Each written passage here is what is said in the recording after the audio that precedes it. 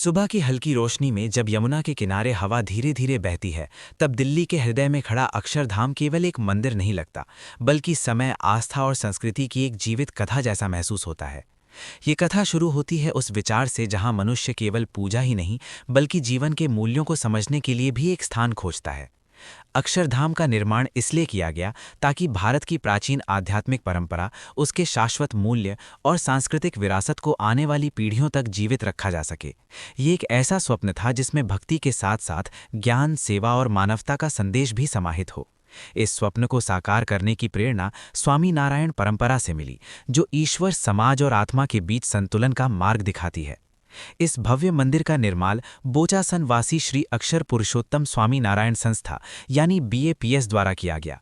इसके पीछे संतों की दृष्टि थी, विशेष रूप से प्रमुख स्वामी महाराज की, जिनका विश्वास था कि जब तक संस्कृति को अनुभव के रूप में नहीं जिया जाएगा, तब तक वो केवल इतिहास बनकर रह जाएगी। हजारों कारीगरों और स्वयंसेवकों ने बिना किसी आधुनिक मशीनरी के अपने हाथों और दिल से इस मंदिर को आकार दिया। अक्षरधाम का उद्घाटन वर्ष 2005 में हुआ, लेकिन इसकी जड़ें सदियों पुरानी परंपराओं में समाई हुई हैं। गुलाबी बलुआ पत्थर और सफ़ेद संगमरमर से निर्मित ये मंदिर समय की सीमाओं से परे दिखाई देता है। इसकी वास्तुकला उत्तर भारत की नागर शैली पर आधारित है, जहां हर स्तंभ, हर गुंबद और हर नक्काशी कोई ना कोई कहानी कहती है। देवी देवताओं, संतों, पशु पक्षियों और जीवन के दृश्यों को इतनी बारीकी से उकेरा गया है कि पत्थर भी मानो जीवित हो उठता है। आज अक्षरधाम केवल एक धार्मिक स्थल नहीं है, ये एक सांस्कृतिक केंद्र है जहां भारत की आत्मा को समझा जा सकता है। यहां आने वाला व्यक्ति केवल दर्शन नहीं करता, बल्कि मूल्यों की यात्रा पर निकलता है। अहिंसा, करुणा, सेवा और समर्पण की यात्रा।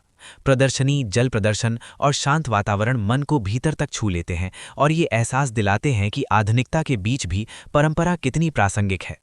वर्तमान समय में जब जीवन तेज और बिखरा हुआ है, अक्षरधाम एक ठहराव देता है। ये याद दिलाता है कि विकास केवल इमारतों से नहीं, बल्कि विचारों और मूल्यों से होता है।